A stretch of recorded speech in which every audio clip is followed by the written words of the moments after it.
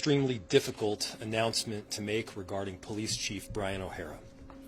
Last year, we received an anonymous complaint alleging the chief had engaged in sexually intimate relationships with city employees. When complaints or allegations come forward involving any employee, especially someone in a position of leadership, they are reviewed thoroughly and independently. That was the case here. An outside investigation was conducted, extensive interviews were completed, and numerous staff participated. Several months ago, that investigation concluded, and we received a report stating that the allegations were not substantiated. Those allegations remain not substantiated. However, today, I received a report of findings from an additional investigation that showed Chief O'Hara interfered with the investigation process. Specifically, investigators found that he intentionally deleted a contact card for an individual from his city-issued cell phone during the original investigation in an attempt to shield that evidence of his connection to the person from investigators. And even though he was instructed not to discuss the investigation itself with anyone, he told another city employee that his city cell phone had been taken from him for the investigation. Although the investigators have concluded that this interference does not change their ultimate conclusion contained in the original report, in other words, the allegations of relationships with city employees, the interference itself is a breach of trust. Because of that, I informed the chief that I would be disciplining him up to and including discharge, and he resigned. I have accepted his resignation. This is not about being intolerant of mistakes. Everyone makes mistakes, including me. But what I can't allow is a breach of trust. When you serve as chief of the Minneapolis Police Department, trust is not secondary to the job, it is the job. And when trust is broken, it becomes extremely difficult to continue leading effectively. The MPD has worked hard to rebuild credibility and trust with the community and within its own ranks. Our staff and residents need to know that they can trust not just the department, but also the person leading it. While the right decision was clear, it was not made lightly. Chief O'Hara has served this city through extraordinarily difficult moments in Minneapolis history, including the shooting at Annunciation and Operation Metro Surge. Under his leadership, we made real progress, from reform efforts to rebuilding the department, to bringing in new officers and strengthening public safety across the city. In many respects, he's been successful in his responsibilities as chief, and I'm grateful for his work. But my responsibility is first and foremost to the people of Minneapolis and to maintaining confidence in the institutions that serve them. That responsibility must come first. I know many people will have questions, and so in the interest of transparency, public data related to this matter will be released upon submission of a data request consistent with state law. As for next steps, Assistant Chief Katie Blackwell will serve as the acting chief effective immediately. I have full confidence that she will provide stability, continuity, and strong leadership for the department during this transition.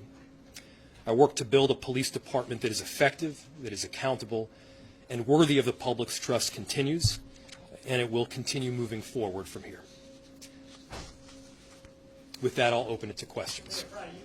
You have an idea of what at least some or one of these complaints were about.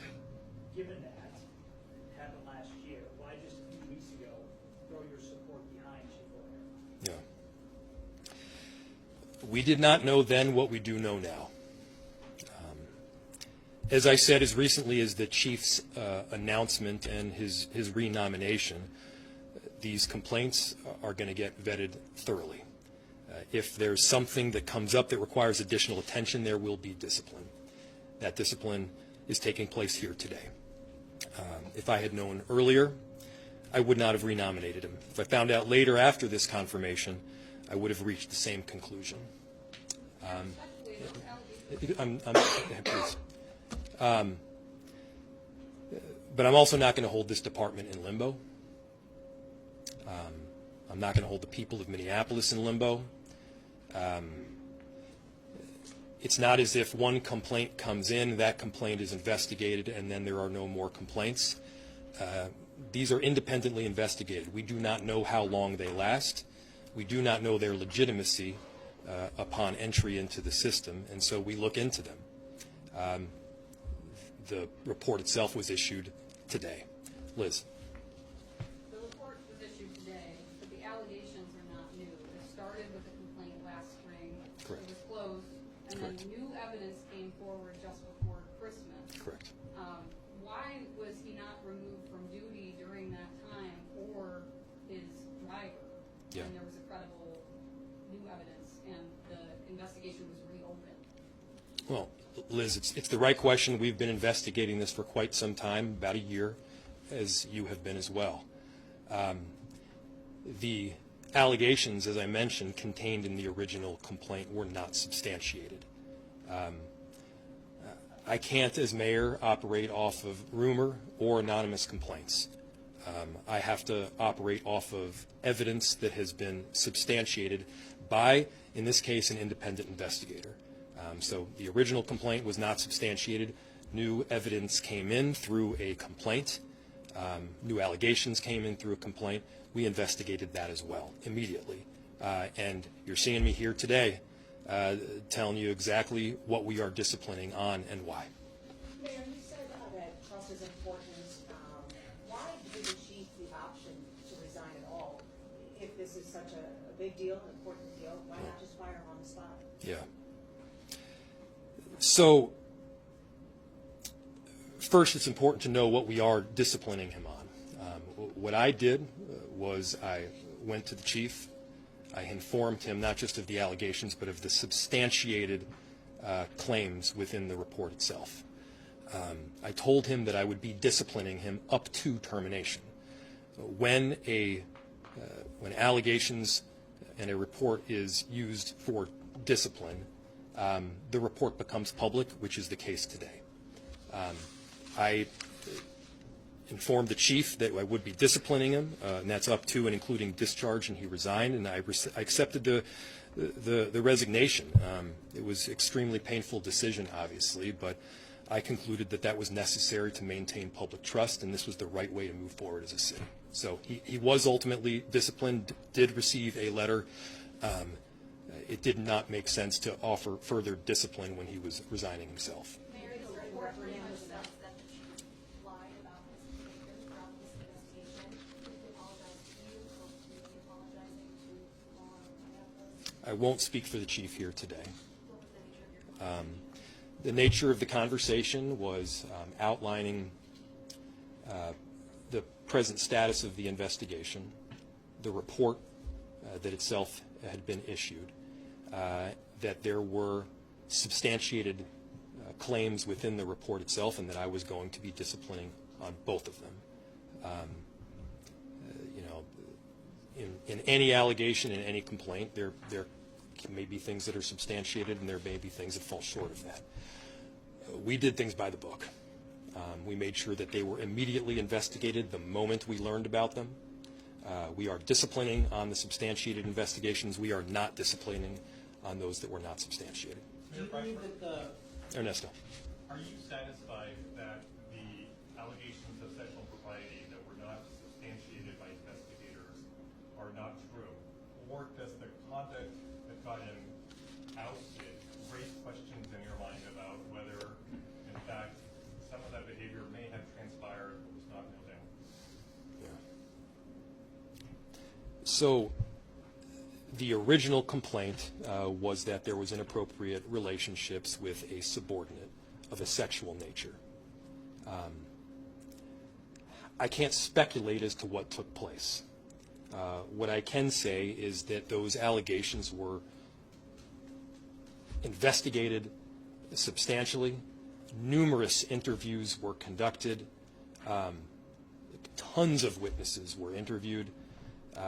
And we could not get and did not get an investigation report that stated that it was more likely than not that it took place. The first determination, obviously, that you need to make is that it happened. I am not the person best equipped to make that determination. That is why we sent it to the independent investigators. Is it possible? Yes. Is it more likely than not, according to the report? No. They did not make that determination. Fair to say no city official came through the front door and alleged that the chief had acted inappropriately toward them? I am not aware of an individual alleging sexual relations with themselves. I am not aware of a person that has come forward to state that there have been sexual relationships with them. Well, there's two more questions. Mayor, I have a question, if I may. You may. This further paints a police department that continues to kind of crawl out of a dark hole. You guys have several reform efforts going, officer shortage. What does this do when, an officer that maybe graduating wants to join a department that now has this to swallow? We've made tremendous strides in this city over the last several years. Recruitment is dramatically up. We bottomed out at around 550 officers. We're now hovering around 640. I believe so. That number continues to trend up from there. We just swore in a class of 28 recruits and I believe 4 laterals. Probably want to check my numbers on that, though. We're undergoing reforms. The work that we're doing to hire police is not up to one single chief or one single mayor. We're on board to get the job done. The work to do substantial reform is not up to one single chief or any single mayor. I've issued an executive order, and we've got a settlement agreement that is signed. Our department is committed to it. And so, look, the work is going to continue. Am I deeply saddened by the events that have taken place today, what we have had to do? I am. It's also the right thing for the city. And so, no, the work will continue. I'm proud of the officers that have stayed and the officers that have come on that want to be part of this change, and there's no doubt in my mind that it'll continue. Kyle. With respect to Commissioner Barnett being here, the work will continue, but it is possible, given we've just been going through with the city council, that the city could soon be without its top 2 public safety officials, or at least the 2 most visible. That has to be disruptive to the work getting done. Yeah, of course, that's a concern. Thank you, Kyle. Commissioner Barnett continues to have my full support. The acting chief, Blackwell, is up for the job. The interim chief will be a decision that is made in the very near future, and we're going to make sure that we're going to conduct a search for the next chief of the Minneapolis Police. I'm confident, given that we are in a substantially different place than we were 3 and 5 years ago, that we're on the right track, that we'll recruit a top-notch talent, and that we're able to progress around both the safety metrics that we're looking for as well as the reform. The cell phone was taken during the original investigation, right? We're just hearing about it now in this reopened investigation. Yeah, thank you, Liz. So the report goes into this in actually very deep fashion. There was not a finding on this particular matter in the original report. The secondary investigation dug much deeper, and all that information is contained within the report, and that part is not redacted.